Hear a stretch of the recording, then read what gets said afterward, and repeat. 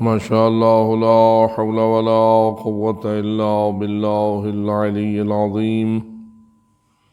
رب اشرح لي صدري ويسر لي أمري واحلل عقدة من لساني يفقهوا قولي. أعوذ بالله من الشيطان اللعين الرجيم. بسم الله الرحمن الرحيم. الحمد لله رب العالمين، والصلاة والسلام على أشرف الأنبياء والمرسلين سيدنا ونبينا وشفيع ذنوبنا وطبيب قلوبنا ومولانا أبي القاسم محمد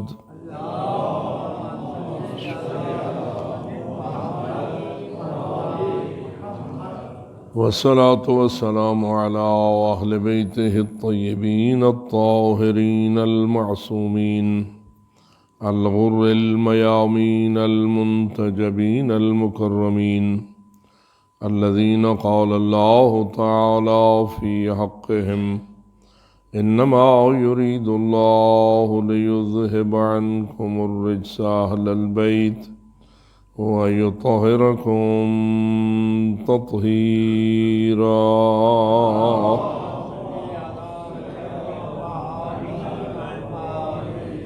ورحمة الله على أحبابهم وأصحابهم وشيعتهم ومواليهم أجمعين، ولعنة الله على أعدائهم وقاتليهم وظالميهم ملعونين من يوم ظلمهم إلى أبد الآبدين. أما بعد، فقال الله تبارك وتعالى في كتابه المبين وخطابه المتين: بسم الله الرحمن الرحيم. إنا أعطيناك الكوثر فصل لربك وانحر إن شانئك هو الأبتر. صلوات.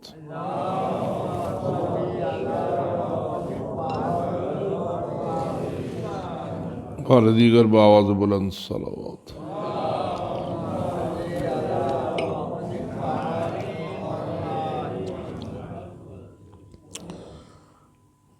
شکر ادا ہے اس ذات کردگار کا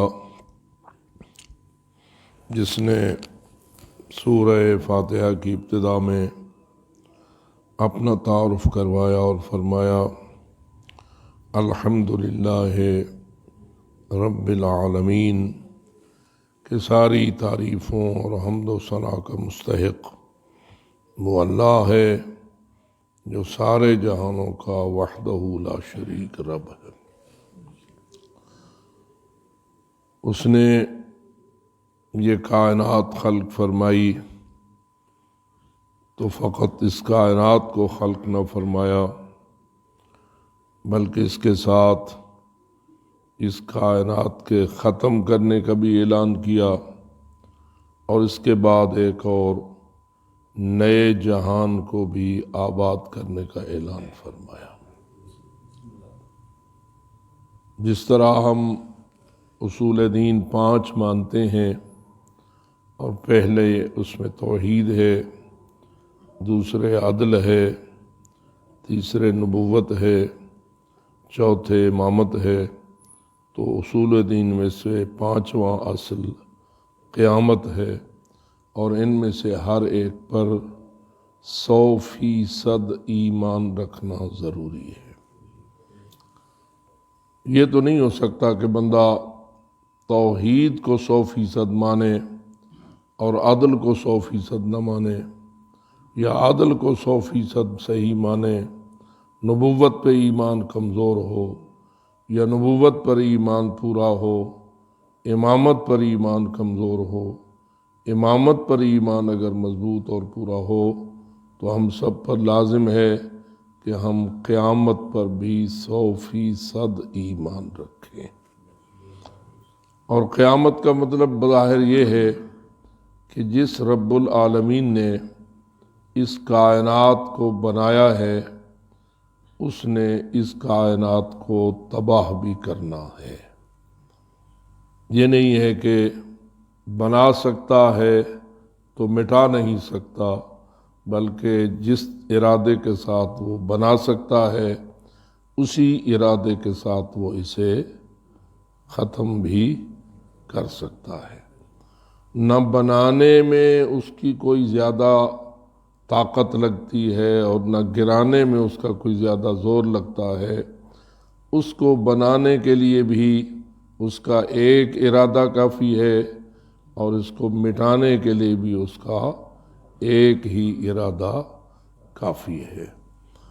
اگرچہ کہ سائنسدان آج تک اسی دنیا کی بھی پہنائیوں کو نہیں ماپ سکے اور اس کی وسعتوں کا جائزہ نہیں لے سکے، اور یہ اقرار کرتے ہیں کہ ہم نے اپنی مؤثر ترین رصدگاہوں، دوربینوں اور دیگر وسائل کے ساتھ اس دنیا کا جتنا حصہ دیکھا ہے وہ کم ہے، اور جو اس وقت تک ہم نہیں دیکھ پائے وہ بہت زیادہ ہے۔ اس کے باوجود اگر سوچا جائے جس ہستی نے اس کائنات کو بنایا ہے اس کا کتنا زور لگا ہے، اس نے کتنی طاقت خرچ کی ہے، تو جواب یہ ہے کہ انما امرہ اذا اراد شیئا ان یقول له کن فیکون۔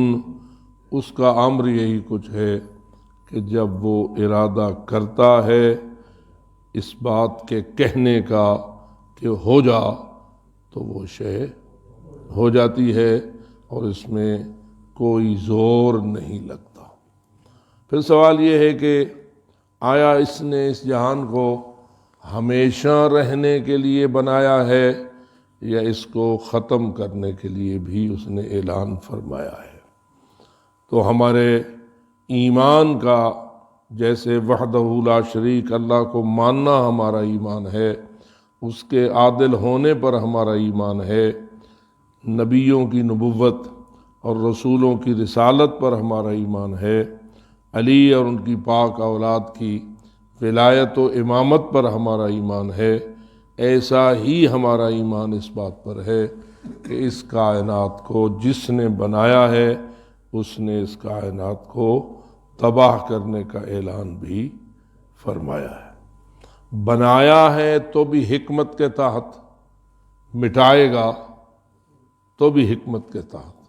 نہ بنانا غیر حکیمانہ ہے، نہ مٹانا غیر حکیمانہ ہے۔ بنانے میں بھی حکمت اور مٹانے میں بھی حکمت۔ جیسے ہم سمجھتے ہیں زندگی دینے میں بھی حکمت، موت دینے میں بھی حکمت۔ نہ اس نے زندگی غیر حکیمانہ طور پر عطا فرمائی ہے اور نہ اس کی طرف سے موت غیر حکیمانہ طور پر آتی ہے۔ زندگی بھی دیتا ہے تو اپنی حکمت کے مطابق، موت بھی دیتا ہے تو اپنی حکمت کے مطابق۔ بظاہر ایسا نظر آتا ہے کہ زندگی بغیر موت کے خلق کرنا یہ غیر حکیمانہ عمل ہوتا، اگر وہ زندگی خلق کرتا اور موت خلق تو جو ہے ذرا آواز بلند صلوات پڑھ لے۔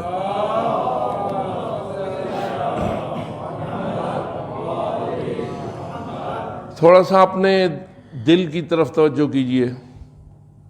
اللہ نے ہر انسان کو ایک قلب عطا فرمایا ہے۔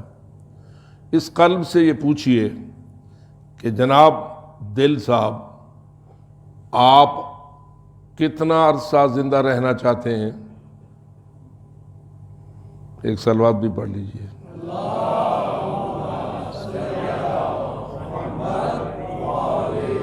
ہر ایک شخص اپنے اپنے دل سے پوچھے، میں بھی پوچھوں، آپ بھی پوچھیں، تو جواب کیا آئے گا؟ دل کتنا عرصہ زندہ رہنا چاہتا ہے؟ محدود عرصے کے لیے زندگی کو پسند کرتا ہے یا لامحدود عرصے کے لیے زندگی کو پسند کرتا ہے؟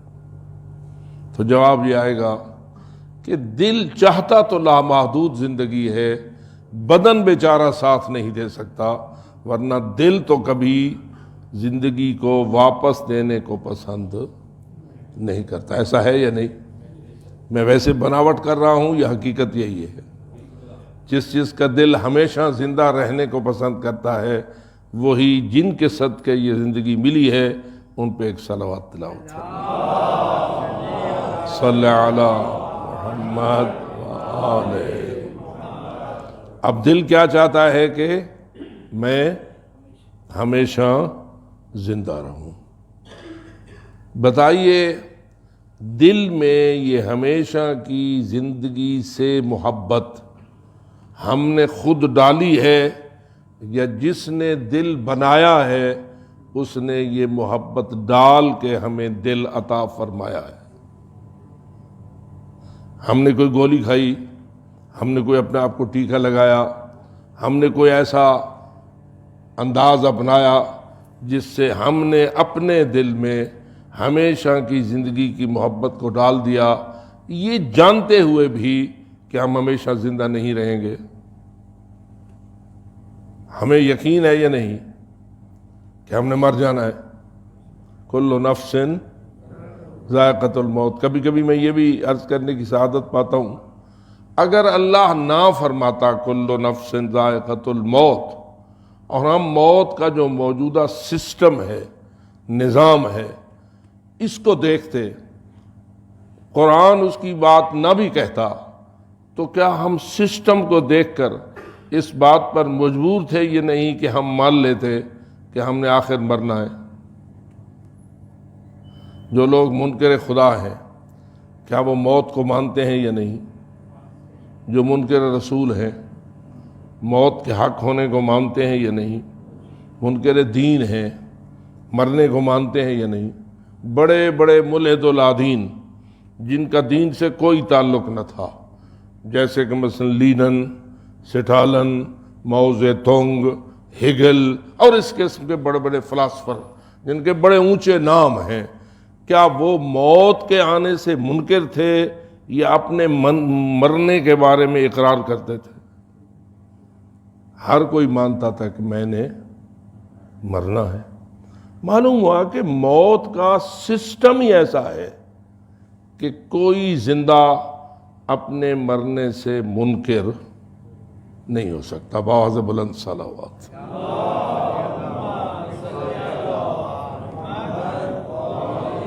یہ تو علیحدہ بات ہے کہ خالق موت و حیات نے خود ہی اپنے کلام مقدس میں اس بات کی تائید کر دی کہ کل نفس ذائقۃ الموت۔ لیکن میں جو بات عرض کر رہا ہوں وہ یہ ہے کہ کل نفس ذائقۃ الموت جو کچھ کہہ رہا ہے، موت کا نظام خود بخود اس کو ثابت کر رہا ہے۔ یعنی جس نے نظام موت بنایا ہے اس نے بنایا ہی ایسا ہے کہ مجھے مانو یا نہ مانو، موت کو تمہیں ماننا پڑے گا۔ مارنے والے کو، موت دینے والے کو تم تسلیم کرو یا نہ کرو، موت ایک ایسی طاقتور حقیقت ہے کہ وہ گردن پہ لات رکھ کے اپنے آپ کو منوا رہی ہے، اور کوئی اس کا انکار کرنے کی جسارت نہیں کر سکتا۔ تو سوال یہ ہے کہ جب مرنا یقینی ہے اور موت کے بارے میں انکار کی کوئی گنجائش نہیں ہے، تو پھر ہمارا دل کیوں چاہتا ہے کہ میں ہمیشہ زندہ رہوں؟ خلاف واقعیت۔ جو واقعیت ہے وہ تو یہ ہے کہ ہر زندہ نے مرنا ہے، پھر یہ زندہ ہمیشہ کی زندگی سے محبت کیوں رکھتا ہے؟ ایک بات یہ۔ دوسرا یہ کہ اس نے اپنے دل میں ہمیشہ کی زندگی محبت کو خود داخل کیا ہے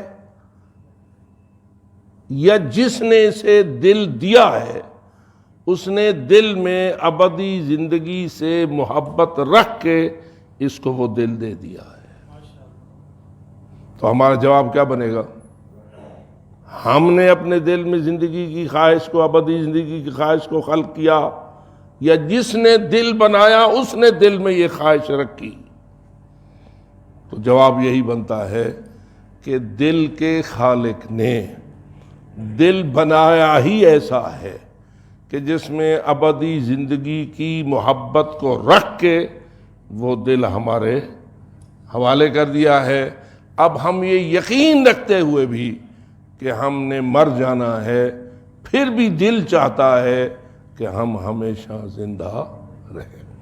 تو اسی مجھے کہنا پڑے گا، جو ہمیشہ کی زندگی سے قلبی طور پر محبت رکھتا ہے وہ بآواز بلند صلوات بھیجے۔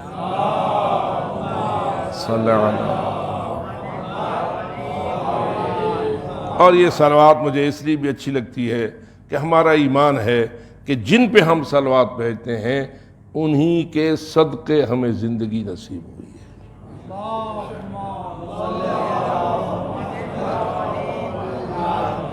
چونکہ ان کے طفیل یہ زندگی جیسی بے مثال نعمت ہمیں نصیب ہوئی ہے، لہذا حق بنتا ہے کہ ان ذوات مقدسہ کا احسان مانا جائے اور ان پر بآواز بلند صلوات پڑھی جائے۔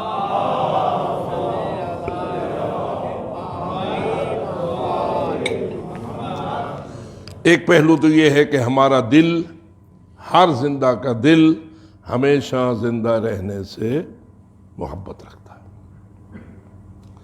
دوسرا پہلو یہ ہے کہ جس ہستی نے یہ دل بنایا اور ہمیں وہ دل عطا فرمایا، اس نے کیوں اس میں ہمیشہ کی زندگی کی محبت رکھی؟ کیا اس کا ہر کام حکمت پر مشتمل ہے یا نہیں؟ یا کوئی کام وہ غیر حکیمانہ بھی کر دیتا ہے؟ بابا ہم تو کر سکتے ہیں، لیکن ہمارا خالق تو حکمت سے ہٹنا اس کے لیے مناسب ہی نہیں ہے۔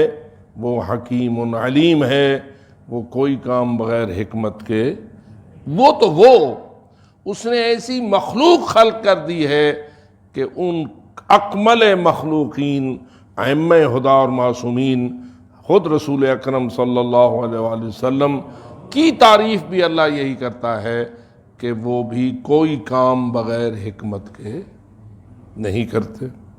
بولتے ہیں تو ہر لفظ حکمت پر مشتمل، کرتے ہیں تو ہر کام حکمت پر مشتمل، نہ خود وہ حکمت پر مشتمل کام کرتے ہیں بلکہ یعلمہم الکتاب والحکمہ۔ رسول اکرم کے اغراض بعثت کی تعریف کرتے ہوئے قرآن کہتا ہے کہ وہ جہاں کتاب اللہ کی تعلیم دیتے ہیں وہاں حکمت الہی کی بھی تعلیم دیتے ہیں۔ علم کے بھی معلم ہیں اور حکمت کے بھی معلم ہیں، اور واضح ہے کہ رسول اکرم سے بڑھ کر اس دنیا میں حکمت کا مالک اور کون ہو سکتا ہے۔ اللہ نے اپنے حکیم ہونے کا مظہر اپنے رسول کو قرار دیا ہے اور آل رسول کو قرار دیا ہے، اسی لیے وہ لائق صلوات قرار دیے گئے ہیں۔ صلی اللہ علیہ۔ دیکھیے ہم سب صلوات پڑھتے ہیں، سارے مسلمان صلوات پڑھتے ہیں، میرے خیال میں کوئی بھی فرقہ اسلامی ایسا نہیں ہے جو صلوات پر ایمان نہ رکھتا۔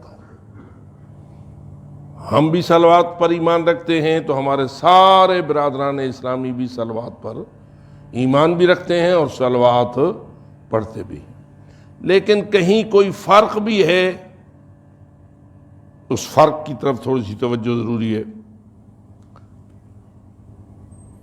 صلوات پڑھتے ہیں کن پر؟ اللہم صلی علی محمد و آل محمد۔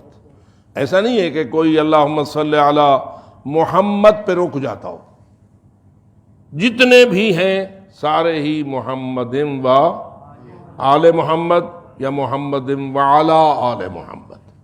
حتیٰ کہ وہ جو شعر بنایا گیا ہے کہ حسنت جمیع خصالہ صلو علیہ وآلہ، بلغ العلا بکمالہ کشف الدجا بجمالہ حسنت جمیع خصالہ، آخر میں کیا کہتے ہیں؟ صلو علیہ پہ بات ختم ہے یا صلو علیہ وآلہ؟ تو آل پر تو سارے صلوات پڑھتے ہیں۔ حضرت امام شافعی نے کہا کہ اے اہل بیت محمد صلی اللہ علیہ وآلہ وسلم، آپ کی عزت و عظمت و حرمت کے لیے اتنا ہی کافی ہے کہ من لم یصلی علیکم لا صلاۃ لہ، جو تم آل پر صلوات نہ بھیجے اس کی نماز ہی نہیں بن سکتی۔ یہ امام شافعی ہیں اور ایک فرقے کے امام ہیں، اور باقی سارے ائمہ بھی اسی طرح ہیں۔ امام اعظم ابو حنیفہ ہیں، وہ بھی صلوات محمد و آل محمد پر کے قائل ہیں، اور سارے احمد ابن حنبل ہوں یا مالک ابن امام مالک ہوں، سارے ہی، حتیٰ کہ اہل حدیث جو تقلید سے بھی نکل گئے ہیں اور وہ کسی امام کی تقلید کرنے کے قائل نہیں ہیں، پھر بھی وہ صلوات فقط محمد پر نہیں بھیجتے بلکہ آل محمد کو بھی اس میں شامل کرتے ہیں۔ حالانکہ یہ بھی جانتے ہیں کہ قرآن مجید نے تو کہا تھا ان اللہ و ملائکتہ یصلون علی النبی یا ایھا الذین آمنوا صلوا علیہ وسلموا۔ آیت میں کہیں آل کا لفظ آیا ہے؟ میرے خیال میں آپ سارے متوجہ ہیں۔ یا ایھا الذین آمنوا صلوا علیہ، ان اللہ و ملائکتہ یصلون علی النبی، علی النبی کے ساتھ وہ آلہ کا تذکرہ نہیں ہے۔ یا ایھا الذین آمنوا صلوا علیہ، علیہ کے ساتھ و آلہ کا تذکرہ نہیں ہے، وسلموا تسلیما۔ یعنی آیت میں فقط نبی پر صلوات کا ذکر ہے، آل کا ذکر، ناراض تو نہیں ہو رہے؟ آیت میں آل کا لفظ ہے یا نہیں ہے؟ نہیں ہے۔ کیا تھا اور نکال لیا گیا؟ ذرا اس پہ بھی اپنا غور کیجئے۔ یعنی جب یہ آیت کریمہ نازل ہوئی، آیت صلوات، ان اللہ و ملائکتہ یصلون علی النبی یا ایھا الذین آمنوا صلوا علیہ وسلموا تسلیما، آیت اسی طرح ہی نازل ہوئی تھی یا پہلے کچھ اور تھی اور اب کچھ اور ہے؟ عقیدہ کیا ہے؟ من نوحن جبریل امین جب یہ آیت لائے تو بالکل انہی ہی الفاظ پر مشتمل تھی یا کوئی لفظ اور اس میں شامل تھا جو بعد ازاں کسی ہٹا دیا؟ قرآن مجید ہر قسم کی کمی اور بیشی سے پاک رہا ہے، پاک ہے اور ہمیشہ پاک رہے گا۔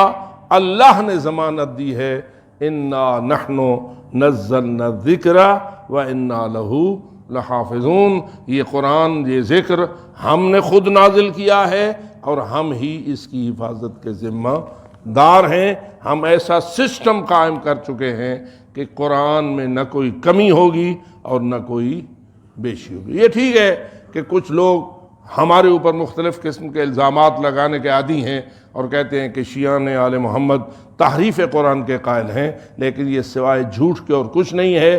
حق اور سچ یہ ہے کہ قرآن جیسے نازل ہوا تھا ویسے ہی ہم تک پہنچا ہے اور ایسے ہی قیامت تک محفوظ رہے گا۔ اور جب ایسا ہے تو یہ آیت صلوات جو ہے انہی الفاظ پر مشتمل نازل ہوئی تھی یا اس میں کوئی اور لفظ تھا؟ اور اس میں کیا آل کا تذکرہ تھا؟ نہیں۔ لیکن ہم سارے مسلمان جب صلوات بھیجتے ہیں تو تنہا نبی پاک پر بھیجتے ہیں یا ان کی آل پر بھی ضرور بھیجتے ہیں؟ جی، فقط آپ شیعان آل محمد بھیجتے ہیں یا سارے بھیجتے ہیں؟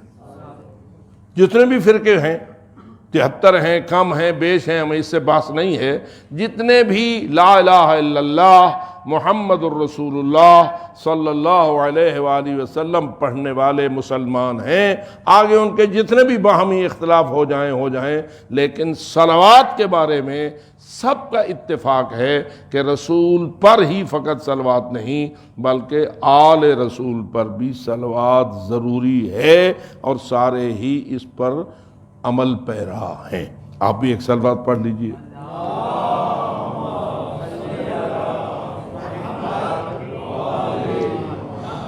تو الفاظ صلوات تو یہی ہے، جو الفاظ ہیں جن سے صلوات پڑھی جاتی ہے وہ تو انہی الفاظ پر مشتمل ہے۔ ہاں تھوڑا سا فرق ہمارے بعض برادران دیگر کرتے ہیں اور وہ کہتے ہیں اللہم صلی علی محمد وعلی آل محمد، ایک لفظ علی کا آل محمد سے پہلے اضافہ ہے، اور پھر البتہ ساتھ ساتھ درود ابراہیمی کی تکمیل کرتے ہوئے وہ یہ بھی پڑھتے ہیں کما صلیت علی ابراہیم وآل ابراہیم انک حمید مجید۔ کیا خیال ہے، آپ بھی اس کما صلیتا کو مانتے ہیں یا نہیں؟ یہ حضرت ابراہیم و آل ابراہیم پر صلوات کا ذکر ہے، آپ شیعان آل محمد بھی اس پر ایمان رکھتے ہیں یا نہیں؟ اس کو پڑھتے بھی ہیں یا نہیں؟ بالخصوص نماز جنازہ میں آپ کو یاد ہوگا، آپ کے جو امام نماز جنازہ کے امام ہوتے ہیں، پیش نماز ہوتے ہیں، وہ الحمدللہ جنازہ بآواز بلند پڑھتے ہیں، وہ آہستہ سے نہیں پڑھتے۔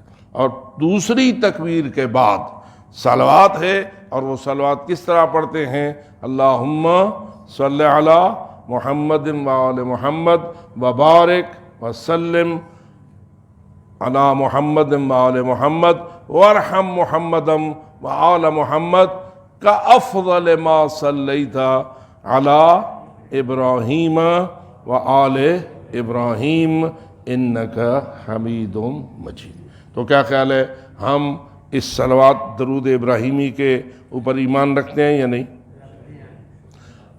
تو ہم اس پر ایمان رکھتے ہیں، یہ ٹھیک ہے، وہ اکثر پڑھتے ہیں، ہم کبھی کبھی پڑھتے ہیں، لیکن ایمان دونوں کا برابر ہے۔ بلکہ ہمارا تو استدلال ہے، کیا استدلال؟ کہ اگر حضرت ابراہیم کی آل لائق صلوات ہے تو فخر ابراہیم سید ابراہیم کی آل کیوں لائق صلوات نہ ہو؟ حضرت ابراہیم سے رسول اکرم افضل ہے یا نہیں؟ حضرت ابراہیم کے سردار ہے یا نہیں؟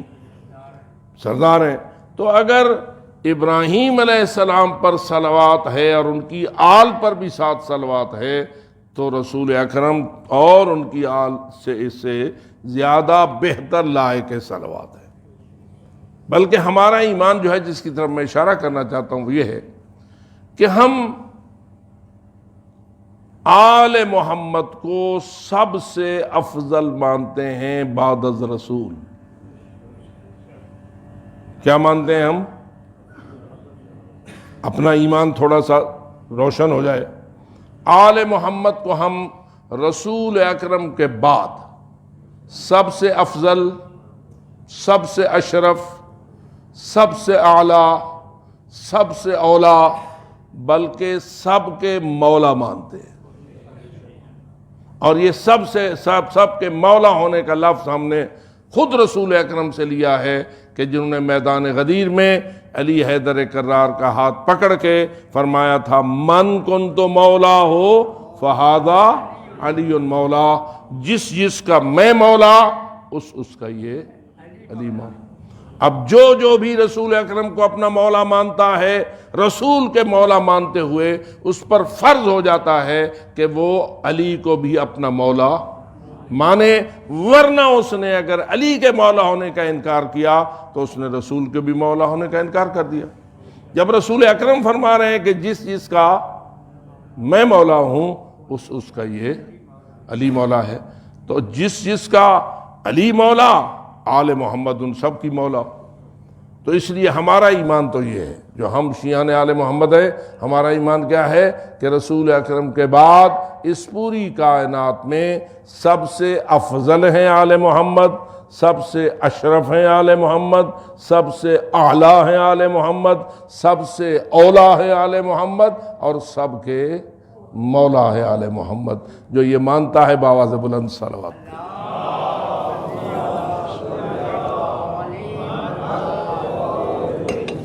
ہم جب اللہم صلی علی محمد وآل محمد پڑھ رہے ہوتے ہیں تو ہمارے قلب میں محمد و آل محمد کے بارے میں جو ایمان ہوتا ہے، کیا خیال ہے؟ صلوات فقط الفاظ سے، زبان سے الفاظ پڑھنے تک محدود ہے، یا صلوات پڑھنے والے کے دل میں اس کے بارے میں کوئی ایمان بھی ضروری ہے؟ جی، یعنی کیا یہ فقط ایک ٹیپ شدہ آواز ہے جو ہماری زبان سے نکلتی ہے یا ایمان کے ساتھ نکلتی ہے؟ بلکہ ہم یہ کہتے ہیں کوئی بھی عمل ہو اس وقت تک وہ عمل مقبول نہیں ہوتا جب تک اس عمل کے پیچھے قلبی ایمان پورے اخلاص کے ساتھ موجود نہ ہو۔ زبان ایک بات کرے اور قلب اس کا ساتھ نہ دے، اس کو ایمان کہا جائے گا یا نفاق کہا جائے گا؟ جیسے کہ سورہ المنافقون کہہ رہی ہے اذا جاءک المنافقون قالوا نشہد انک لرسول اللہ واللہ یعلم انک لرسول واللہ یشہد ان المنافقین لکاذبون۔ یا رسول اللہ، میرے حبیب، منافق آپ کے پاس آتے ہیں اور آ کے یوں کہتے ہیں ہم گواہی دیتے ہیں کہ آپ یقیناً اللہ کے رسول ہیں۔ زبان سے کیا کہتے ہیں؟ آپ یقیناً اللہ کے رسول ہیں یا نہیں ہیں؟ پہلے تو اللہ کہتا ہے واللہ یعلم انک لرسول، یعنی میں اللہ بھی تائید کرتا ہوں اس بات کی کہ آپ میرے رسول ہیں، کیونکہ رسول بنانا میرا کام ہے، اختیاری میرا ہے، میں نے اپنے اختیار کے ساتھ آپ کو اپنی رسالت کے عہدے پر فائز کیا ہے اور آپ اللہ کے رسول ہیں۔ لیکن آخری جملہ قابل غور ہے، اور وہ یہ کہ یہ منافق آ کے کہتے ہیں کہ آپ اللہ کے رسول ہیں، اللہ کہتا ہے میں گواہی دیتا ہوں کہ یہ جھوٹ بولتے ہیں۔ اب منافق کیوں جھوٹ ہے جبکہ کہہ رہے ہیں کہ آپ اللہ کے رسول ہیں؟ توجہ ہو رہی ہے میری بات کی طرف؟ منافق کہہ کیا رہے ہیں کہ آپ اللہ کے رسول ہیں، یہ جملہ سچ ہے یا جھوٹ ہے؟ رسول اکرم اللہ کے رسول ہیں، یہ جملہ سچ ہے یا جھوٹ ہے؟ سچ ہے، یہ قول سچ ہے، یہ بول سچ ہے، اس کے سچ ہونے میں کوئی شک نہیں ہے۔ لیکن ان کے اس جملے کو کہ آپ اللہ کے رسول ہیں، ہم گواہی دیتے ہیں کہ آپ اللہ کے رسول ہیں، اللہ کہتا ہے جھوٹ بولتے ہیں۔ اس سچ کے بولنے والے کو اللہ نے جھوٹا کیوں کہا؟ سچا تو وہ ہوتا ہے جو سچ بولے۔ پتہ نہیں ناراض ہو جائے گا۔ سچا کون ہوتا ہے؟ سچا کسے کہتے ہیں؟ جو جس کا بول سچ ہو، وہی سچا ہوتا ہے نا۔ منافق جو کہہ رہے ہیں وہ تو سچ ہے، لیکن اللہ کہہ رہا ہے یہ سچ بولنے والے خود جھوٹے ہیں۔ اب کیوں بات سمجھ آ رہی ہے؟ کیوں ہے اللہ نے انہیں جھوٹا کہا؟ تو جواب یہی ہے کہ جھوٹے اس لیے ہیں کہ جو بات وہ زبان سے کہہ رہے ہیں وہ ان کے دل میں نہیں ہے۔ قلب کچھ اور یقین رکھتا ہے، کچھ اور مانتا ہے، اور زبان کچھ اور کہتی ہے۔ پس معلوم ہوا کوئی بھی کلمہ حق اگر زبان بولے، اگر دل اس کے ساتھ ہم آہنگ ہو تو یہ جملہ سچ بھی ہے اور حق بھی ہے اور بندہ صاحب حق بھی ہے۔ لیکن اگر جملہ صحیح ہو، بولنے والا اس پہ ایمان نہ رکھے اور اس کا قلب اس کا ساتھ نہ دے، تو اللہ کی اصطلاح میں وہ سچا نہیں ہو سکتا، وہ جھوٹا ہو جاتا ہے۔ ہم صلوات بھیجیں، یہ فقط زبان کا عمل ہے یا اس کے پیچھے دل کا بھی یقین ہونا ضروری ہے؟ صلی علی محمد و آل محمد کے پیچھے کوئی ایمان بھی ہونا چاہیے یا نہیں ہونا چاہیے؟ اب وہ ایمان کیا سب کا ایک جیسے ہے یا فرق ہے؟ یہاں آ کے فرق سامنے آتا ہے۔ ہم جب صلوات پڑھ رہے ہوتے ہیں تو ہمارے دل کا ایمان کیا ہوتا ہے؟ ہمارے قلب کا ایمان یہ ہوتا ہے کہ محمد و آل محمد اللہ کے بعد اس پوری مخلوق خدا میں اور پوری کائنات و مخلوقات میں سب سے افضل ہیں، سب سے اعلیٰ ہیں، سب سے اشرف ہیں، سب سے اولا ہیں اور سب کے مولا ہیں۔ جو میرے اس عقیدے میں ہم آہنگ ہے، بآواز بلند صلوات بھیجیں۔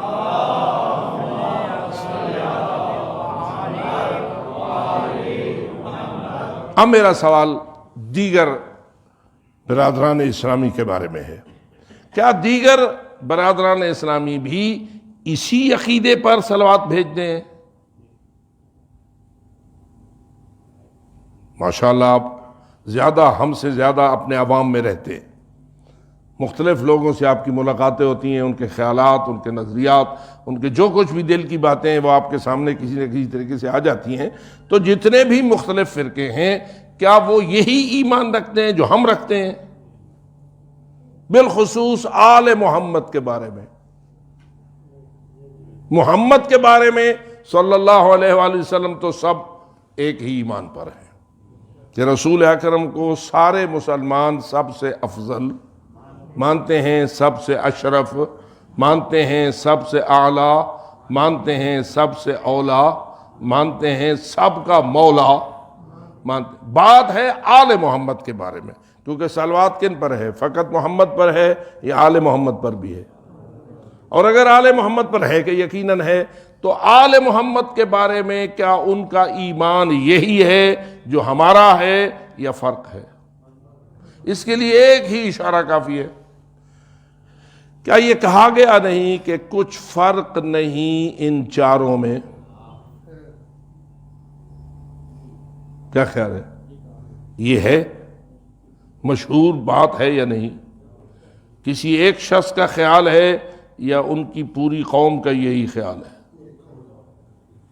جس شخص نے یہ کہا وہ مشہور نعت گو ہے، ٹھیک ہے، اور جملہ اس کا جو ہے وہ کوئی چھپا ہوا جملہ، بڑا مقبول جملہ ہے، اور ہر کوئی اس کو پڑھتا بھی ہے اور نعتیں اس پر پڑھی جاتی ہیں۔ کہتے کیا ہیں؟ 3 اصحاب کا نام لیا گیا، 1 اہل بیت کا نام لیا گیا، ایسے ہے یا نہیں؟ 4 ہستیاں جن کا نام اس بزرگ نعت خان نے لیا، ان میں 3 ہیں اصحاب کرام اور 1 ہیں اہل البیت، اور آگے جملہ کیا ہے؟ کچھ فرق نہیں ان چاروں میں۔ کیا آپ کا بھی عقیدہ یہی ہے؟ جی کھولیے نا بات کو، آپ اسی ایمان پر جینا اور مرنا چاہتے ہیں؟ نہیں، آپ کا ایمان کیا ہے؟ ہے فرق بڑا ان، اس کا جواب تو ہمارا یہی ہے نا کہ ہے فرق بڑا ان چاروں میں۔ کیوں؟ اس لیے کہ جو اہل البیت ہیں، حضرت امیر المومنین علی ابن ابی طالب علیہ السلام، ہم ان کو کسی کے برابر نہیں سمجھتے، بلکہ سب سے افضل سمجھتے ہیں، سب سے اشرف سمجھتے ہیں، سب سے اعلیٰ سمجھتے ہیں، اور سب کے مولا سمجھتے ہیں۔ کیوں؟ کہ خود رسول اکرم نے فرمایا تھا، من کنتو مولا ہو فہذا علی مولا، جس کا میں مولا ہوں اس کے یہ۔ اب رسول کس کس کے مولا ہے؟ میں کبھی کبھی یوں ہی سمجھانے کی کوشش کرتا ہوں، اگر تصور میں یہ بات لے آئیے کہ میدان غدیر قائم تھا، کیسے قائم ہوا؟ جبریل امین ایک آیت لائے، یا ایھا الرسول بلغ ما انزل الیک من ربک وان لم تفعل فما بلغت رسالتہ۔ اے میرے رسول، جو پیغام تیرے رب کی طرف سے تجھ پہ آ چکا ہوا ہے، اس کی فوراً تبلیغ کیجئے، اسے پہنچائیے۔ کیوں؟ یہ اتنا اہم اور ضروری ہے کہ اگر یہ آپ نے نہ پہنچایا تو فما بلغت رسالتہ، آپ نے جتنا بھی رسالت کا فریضہ انجام دیا ہے وہ سارا بے فائدہ ہو جائے گا، اور آپ نے کوئی کام نہ کیا، اس لیے کہ یہ جو پیغام ہے اس کے پہنچانے پر آپ کا پورا کار رسالت کا مفید ہونا موقوف ہے۔ ٹھیک ہے؟ یہ کون لایا تھا پیغام؟ آیت کون لایا تھا؟ اور جبرائیل امین یہ سمجھ رہا تھا یا نہیں کہ جس انداز سے اللہ نے اپنے حبیب کو خطاب کیا ہے، ایسا انداز اللہ نے اپنے حبیب کے لیے پورے قرآن میں کہیں اور اختیار نہیں۔ بالکل ٹھیک ہے یا نہیں؟ پیغام لانے والا جبرائیل، بھیجنے والا اللہ، پورا قرآن اللہ کا پیغام، 6666 آیات ہیں، یہ کم و بیش ہیں۔ ان سب میں سے فقط اس ایک آیت میں یہ اسلوب اختیار کیا گیا ہے، یہ انداز اپنایا گیا ہے، اور کسی آیت میں ایسا انداز نہیں اپنایا گیا کہ آپ نے اگر یہ کام نہ کیا تو آپ نے کچھ نہیں کیا۔ یہ آیت اس آیت میں ہے۔ تو میں یہ سمجھتا ہوں کہ حضرت جبرائیل امین بھی تو نادان تو نہیں ہے نا، دانا ہے۔ کیا خیال ہے آپ کا؟ حضرت جبرائیل امین عقل رکھنے والی مخلوق ہے یا نہیں؟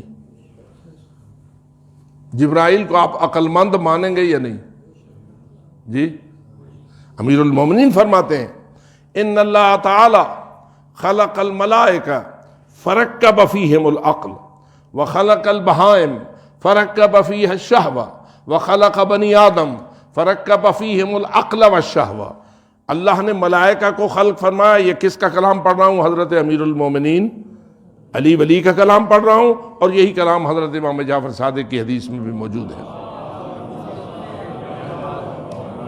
کہ اللہ نے ملائکہ کو خلق کیا تو انہیں عقل عطا فرمائی۔ چوپائے جانور یہ خلق کیے تو ان کو شہوات اور خواہشات سے مرکب کیا۔ بنی آدم انسان کو خلق کیا، ان کو عقل اور خواہشات دونوں دے دی۔ کیا خیال ہے؟ اپنے بارے میں دیکھیے، ہمارے پاس دونوں ہیں یا ایک ہے؟ جی، عقل ہے۔ جس کے پاس عقل ہے شکریہ کے لیے صلوات بھیجے۔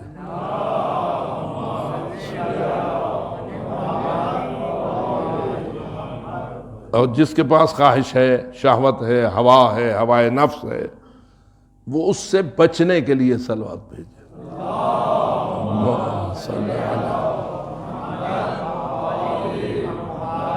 تو ملائکہ کے پاس عقل ہے یا نہیں؟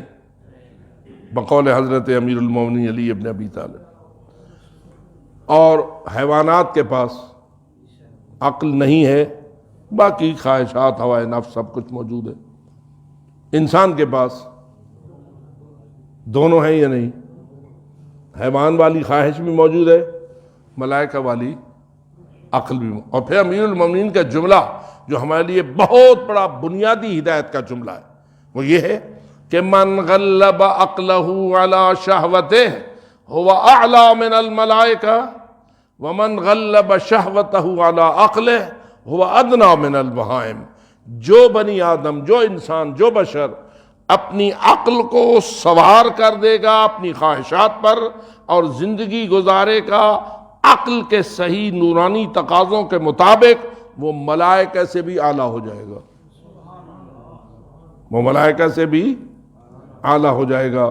اور جو انسان اپنی خواہشات کو سوار کرے گا اور غالب کرے گا اپنی عقل پر اور زندگی گزارے گا اپنی خواہشات کے مطابق، عقل کے تقاضے ماتم کرتے رہیں گے اور یہ اس کی ساری زندگی خواہشات سے عبارت ہو جائے گی، تو فرماتے ہیں علی ہوا ادنا من البہائم، وہ ان جانوروں، ڈنگروں، ڈھوروں سے بھی بدتر ہو جائے گی۔ کیا خیال ہے؟ مولا علی کا فرمان اصولی ہے یا نہیں؟ ایک بنیادی ضابطے پر مشتمل ہے یا نہیں؟ انسان کے لیے بہترین ہدایت کا نور اس میں پوشیدہ ہے یا نہیں؟ اور میں آپ سے اگر یوں کہوں کہ ایک دن رسول اکرم نے فرمایا تھا مل لہذا الکلب، کوئی ہے جو اس کتے کا منہ بند کرے؟ فرمایا تھا کہاں؟ جنگ خندق میں۔ کس کے بارے میں کہا تھا؟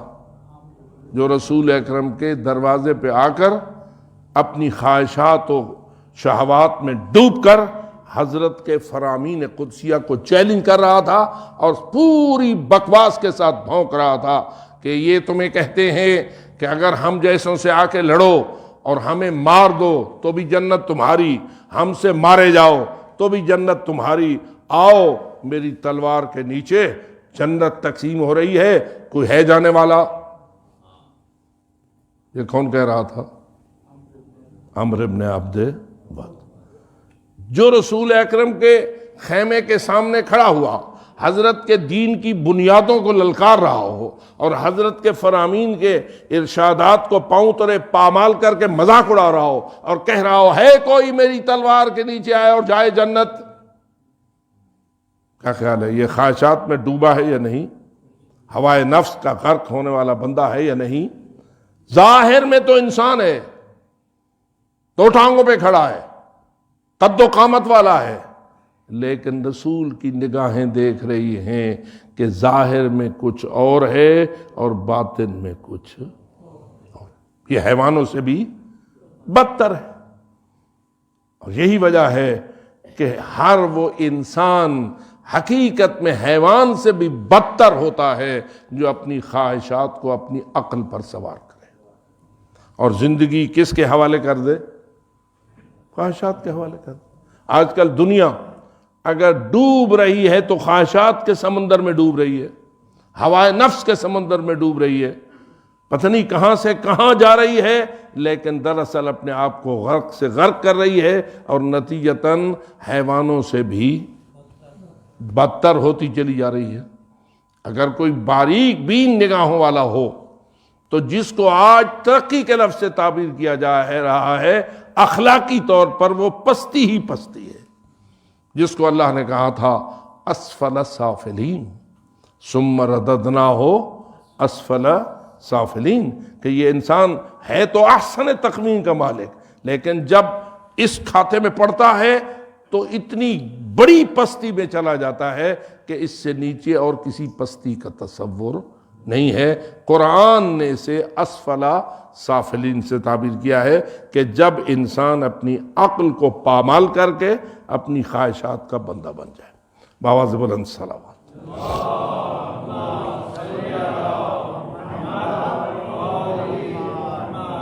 تو آیا جبریل کے پاس عقل ہے یا نہیں؟ جی، مولا علی کے فرمان کے مطابق عقل مند ہے جبرائیل یا نہیں؟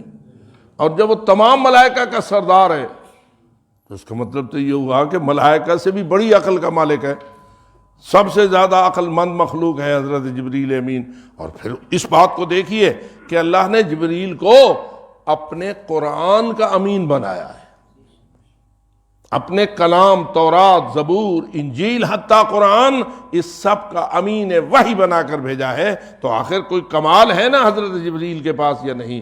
اب جبریل دیکھ رہا ہے کہ انداز گفتگو الہی اس کلام میں ایسا ہے کہ جیسا کسی اور آیت میں موجود، تو میرا دل کہتا ہے کہ جبریل رک گیا ہوگا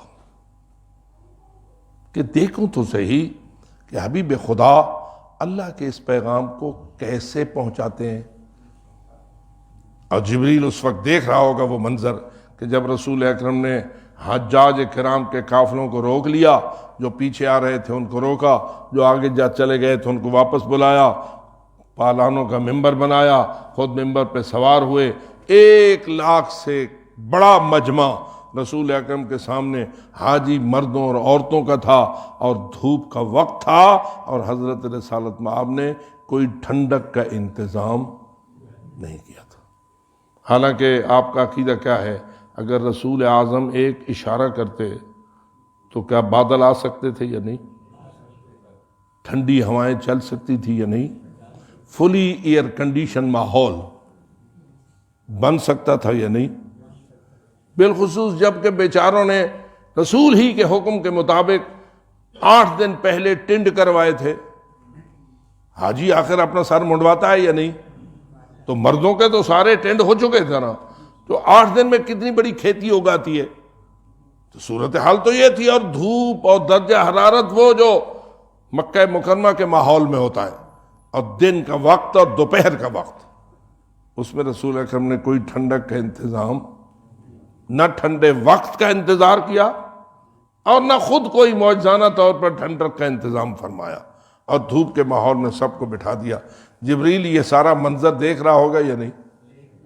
جی دیکھ رہا ہوگا۔ اب ذرا غور کیجئے، جب رسول اکرم نے یہ سوال کیا اپنے سارے مجمع سے، الست اولیٰ بکم من انفسکم،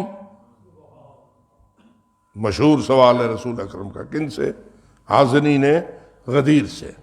الست اولیٰ بکم من انفسکم، کیا تمہاری جانوں پر میرا حق تمہارے حق سے اولیٰ ہے یا نہیں؟ یہ کون پوچھ رہے ہیں؟ پیغمبر اکرم۔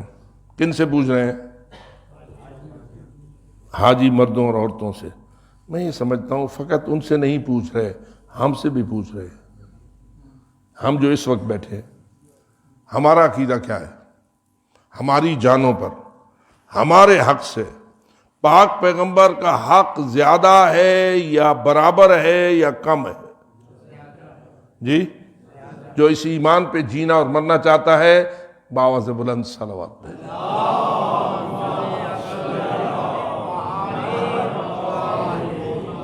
رسول اعظم کا جو ہی کلمہ ہم نے پڑھا، اشہد ان محمد رسول اللہ صلی اللہ علیہ وآلہ وسلم، ہم نے مانا، نتیجہ کیا نکلا کہ ہم نے پیغمبر اکرم کا حق اپنی جان پر اپنے حق سے بھی زیادہ تسلیم کر لیا۔ اگر نہیں تسلیم کیا تو پھر مومن نہیں ہے، پھر منافق ہے، پھر کہتا کچھ اور ہے اور مانتا کچھ اور ہے۔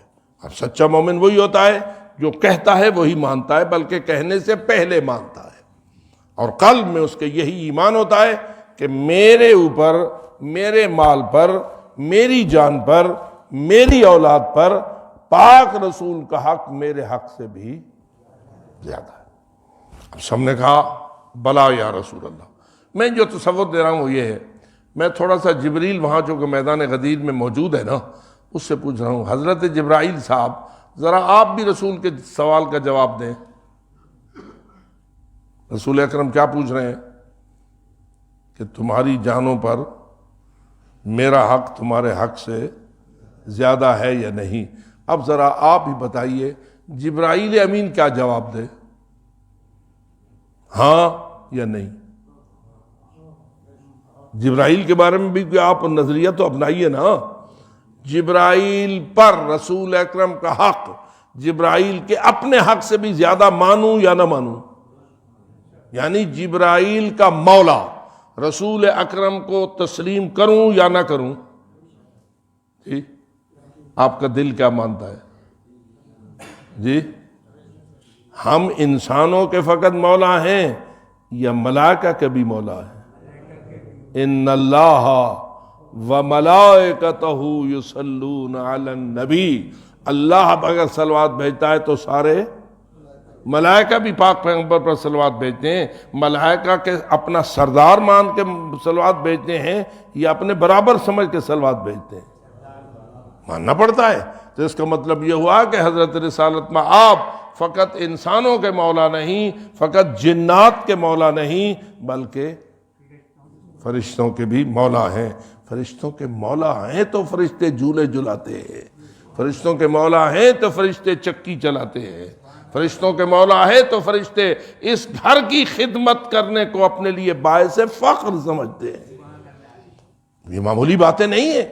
تو ملائکہ کا بھی مولا ہے، بلکہ اس لیے میں کہہ رہا ہوں رسول اکرم پوری کائنات کے مولا ہیں، پوری مخلوقات کے مولا ہیں۔ اور پھر فرما رہے ہیں جس کا میں مولا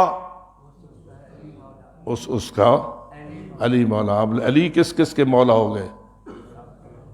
اگر اور کچھ نہیں تو اسی حدیث پہ غور کر لیجئے، الحسن والحسین سیدہ شباب اہل الجنہ وابوہما خیر منہما۔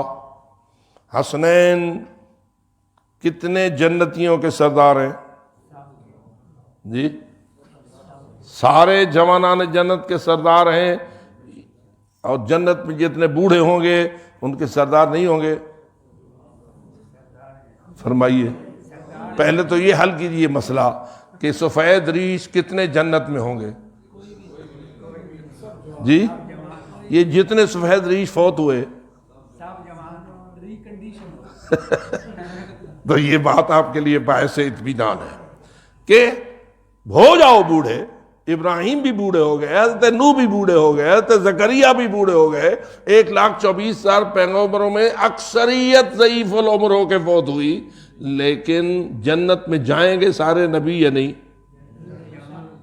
نبی جنت میں پہلے جائیں یا امتی پہلے جائیں؟ پہلے تو نبیوں کا حق بنتا ہے نا۔ انبیاء جائیں تو سارے جوان ہو جائیں گے یا کوئی جوان ہوگا؟ اور امتی جتنے بھی جنت جائیں گے جوان ہو کے جائیں گے۔ ایک غوطہ لگائیں گے نہر سلسبیل میں، ساری کمزوریاں ختم اور جوانی بحال۔ اور میں یہ پوچھتا ہوں وہ جوانی جو ہمیں جنت میں ملنی ہے، وہ کتنے سالوں کے لیے ملے گی؟ یہاں جوانی ہم بوڑھوں کو ملی تھی، اب ڈھونڈتے ہیں ملتی نہیں ہے۔ 30-40 سال زید ہماری خدمت میں رہی، اور اس کے بعد اب وہ ہوا ہو گئی، اب جتنا بھی کوشش کرے دوبارہ واپس نہیں آتی۔ لیکن جنت میں ملے گی یا نہیں؟ کتنے عرصے کے لیے ملے گی؟ ہمیشہ کے لیے۔ کیا جوانی ہوگی، کیا مزہ ہوگا اس جوانی کا۔ اور پھر ذرا غور تو کر، انبیاء جوان، امتی جوان، الحسن والحسین سیدہ شباب اہل الجنہ وابوہما خیر منہما، حسنین ان سب کے سردار، اور حسنین کا بابا ان کا بھی سردار۔ نعرہ حیدری، کیا محمد و آل محمد صلوات اللہ۔ اور کبھی کبھی میں یوں بھی اس بات کو آگے بڑھاتا ہوں کہ یہ سرداری جو حسنین کو جوانان جنت کی ملی ہے، جنت میں جا کے ملے گی یا یہیں سے ملی ہوئی ہے؟ جی، ہمیں جنت میں جا کے ان کی سرداری پر ایمان لانا ہوگا یا یہیں سے ان کی سرداری کو مان کے جانا ہوگا؟ جی، جو مانتا ہے باواز بلند صلوات۔ اور اگر اس کو اور مزید آگے بڑھاؤں، سرداری روز ولادت حسنین کو ملی یا روز خلقت نور پنجتن حسنین کو ملی؟ اول ما خلق اللہ نوری انا وعلی من نور واحد۔ حضرت آدم نے پوچھا یا اللہ، کیا ان ارواح خمسہ کو تو نے ہم سے پہلے خلق کر رکھا ہے؟ تو جواب الہی آیا، ہاں میں نے انہیں تجھ سے پہلے خلق کیا، اور انہیں تیری نسل سے بھی قرار دے رہا ہوں، لیکن یاد رکھ اگر انہیں خلق نہ کرتا تو جناب علی کو بھی خلق نہ کرتا۔ اس وقت آیا سردار تھے یا نہیں؟ پنجتن پاک، ائمہ ہدا، چہاردہ معصومین، از اول اللہ نے سرداری دے کے انہیں خلق فرمایا۔ ان کے انوار کی تخلیق سرداری دے کر خلق ہوئی۔ اب بتا ان کی سرداری وہاں سے چلی کب تک رہے گی؟ ہمیں یا ہمارا تو یہ ایمان ہے، ہم تو اللہم صلی علی محمد و آل محمد کہتے وقت اس ایمان سے صلوات پڑھ رہے ہوتے ہیں۔ کہاں یہ ایمان، کہاں وہ بات کہ کچھ فرق نہیں ان چاروں میں؟ کوئی فرق نظر آیا یا نہ آیا؟ توجہ ہے۔ اور یہ معمولی باتیں نہیں ہیں، یہ کوئی بناوٹ نہیں ہے، یہ کوئی نعرے لینے کے لیے نہیں ہے، یہ ایک دوسرے کو اپریشیٹ کرنے کے لیے اور داد لینے کے لیے نہیں ہے۔ یہ وہ حق ہے کہ جس میں شک کی کوئی گنجائش نہیں ہے، اور حق ہوتا وہ ہے جو شک کو قبول نہ کرے۔ حق ہوتا ہی وہ ہے جو ہر شک سے پاک ہو، شک آیا نہیں اور ایمان گیا نہیں۔ خداوند تعالیٰ سے یہ التجا ہے، اللہ یہ جو حق ہے اس پر ہمیں قائم رکھ، اسی پہ زندگی دے، اسی پہ موت دے، اسی پہ محشور فرما۔ جو اس ایمان پہ ہے باواز بلند صلوات۔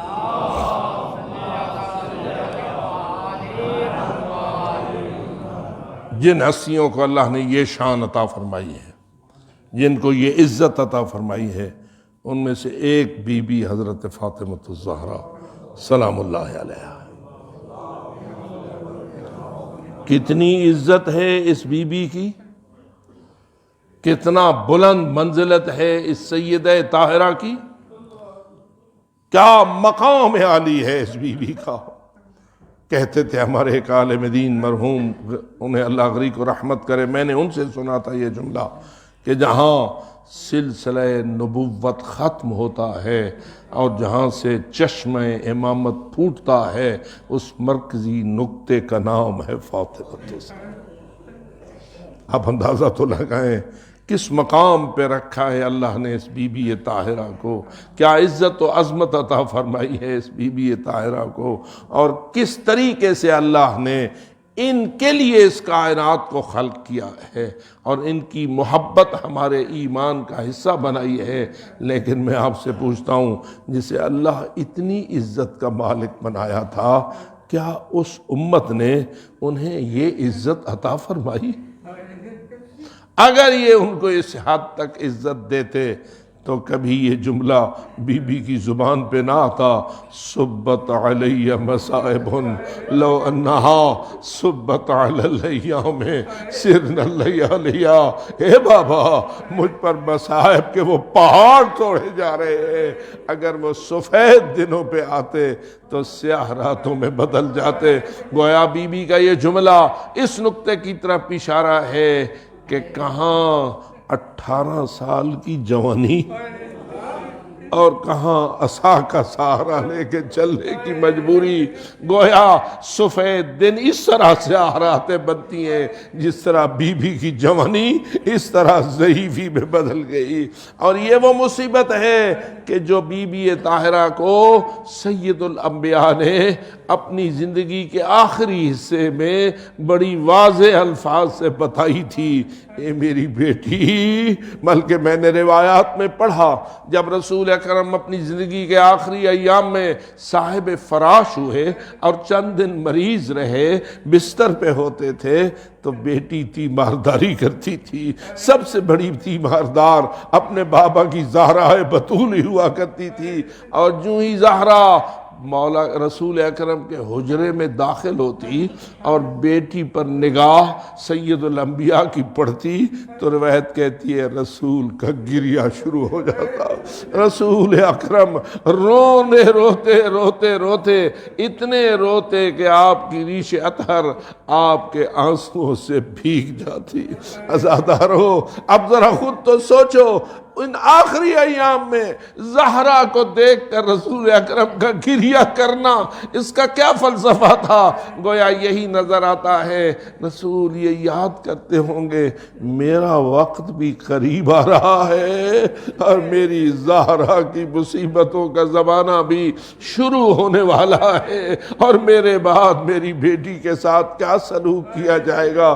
اس لیے روایات میں ملتا ہے ایک دن حضرت رسول اکرم نے بیٹی سے کہا میری زہرا ذرا علی کو بلاؤ۔ بی بی طاہرہ نے حسنین کو فرمایا میرے شہزادو جاؤ اور جا کے بابا سے کہو نانا نے بلایا ہے۔ حسنین تشریف لے گئے، چند ہی لمحے بعد امیر المومنین تشریف لائے۔ جب علی حجرے پیغمبر میں داخل ہوئے تو رسول اکرم نے فرمایا جتنے غیر بیٹھے ہو میرے حجرے کو چھوڑ دو، میرے حجرے سے باہر چلے جاؤ، اب رہ گئے فقط پنجتن پاک، رسول اکرم، مولا علی، بی بی زہرا اور امام حسن اور امام حسین، اور دروازے پہ حضرت ام سلمہ کو بٹھا دیا، کسی کو اندر نہ آنے دینا۔ یہ کر کے پھر رسول اکرم نے کیا کیا اقدامات کیے؟ رسول اکرم نے اپنے ہاتھ میں زہرا بتول کا ہاتھ لیا، اپنے سینے پہ رکھا اور رونا شروع کر دیا۔ میں آپ سے پوچھتا ہوں کہ جب زہرا کا ہاتھ رسول کے ہاتھ میں ہو، سینے پہ ہو اور رسول رو رہے ہوں، بتا زہرا خاموش رہے گی؟ علی خاموش رہیں گے؟ حسنین چھپکے سے بیٹھے رہیں گے؟ نہ، فطرت کا تقاضا ہے رسول روئے، زہرا روئی، علی روئے، حسنین روئے، کائنات کے سردار اس حجرے میں رونے میں مصروف ہو گئے، رو رہے تھے کہ دوسرا اقدام رسول اکرم نے یہ کیا، دوسرے ہاتھ میں علی کا ہاتھ پکڑا، اسے بھی اپنے سینے پہ رکھا اور رونا شروع کر دیا۔ اب دونوں ہاتھوں میں علی و زہرا کے ہاتھ ہیں، سینے پہ رکھے ہوئے ہیں، خود بھی رو رہے ہیں، علی بھی رو رہے ہیں، زہرا بھی رو رہی ہے، حسنین بھی رو رہے ہیں۔ اور شریف رو رہے ہیں۔ میں پوچھتا ہوں کیوں رو رہے ہیں؟ اس لیے رو رہے ہیں نا کہ رسول دیکھ رہے ہیں کہ میرے بعد میری اہل البیت سے کیا ہونے کو ہے اور کیا یہ سلسلہ ہے۔ بالآخر کیا ہوا؟ روتے روتے رسول اکرم نے زہرا کا ہاتھ پکڑا، علی کے ہاتھ پہ رکھا اور فرمایا یا علی یہ میری امانت ہے۔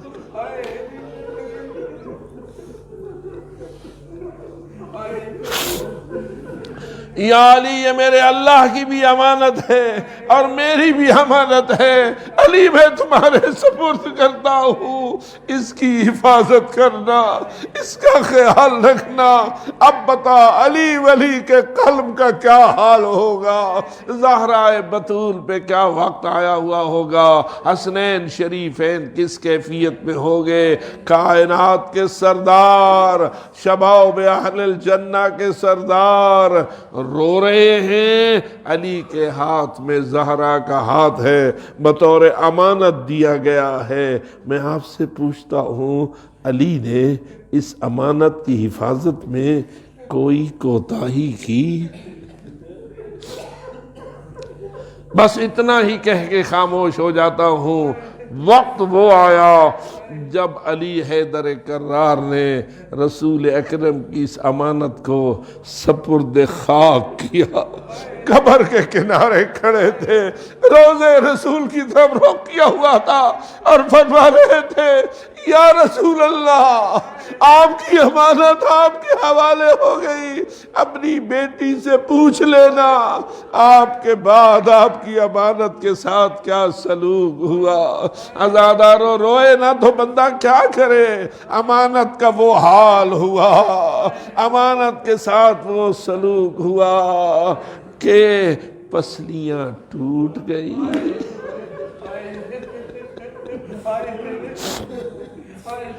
آواز دے کے کہہ رہی تھی یا فضہ حلمی الی وسندینی الی صدرک انہم قتلوا ما فی احشائی۔ آؤ فضہ، آؤ فضہ، مجھے سنبھالو، مجھے سینے کی ٹیک دو، انہوں نے میرے بطن کی امانت کو قتل کر دیا ہے، انہوں نے میرے بیٹے کو قتل کر دیا ہے۔ ہائے زہرا، ہائے زہرا، اللہ نے تجھے 3 بیٹوں کی ماں بنایا، 2 بیٹیوں کی ماں بنایا۔ آؤ مومنو مجھے گواہی دو، 3 بیٹوں کا امت نے کیا حال کیا، 2 بیٹیوں کا امت نے کیا۔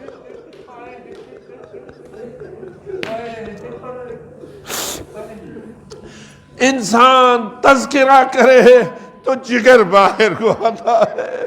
کیسے کہوں میرے بطن کی امانت کو انہوں نے قتل کر دیا ہے، لیکن عزادارو کتنی تکلیف ہوتی ہے اس ماں کو جس کا بیٹا پیٹ سے ساقط ہو جائے اور وہ دردوں میں گھری ہوئی ہو اور دیکھ رہی ہو ادھر میں اس مصیبت میں ہوں، ادھر علی کی گردن میں رسی ڈال دی گئی، علی کو گرفتار کر دیا گیا اور وہ بی بی اپنے دردوں کو چھوڑ کر بڑھے اور پکڑے علی کے دامن کو اور کہے خلو عن ابن امی، میرے ابن ام کو چھوڑ دو، میرے ابن ام کو چھوڑ دو۔ عزادارو یہ وہ مصائب کے پہاڑ ہیں جن کو بی بی کہتی تھی صبت علی مصائب لو انہا صبت علی الایام سرن لیالیا الا لعنت اللہ علی القوم الظالمین وسیعلم الذین ظلموا ای منقلب ینقلبون۔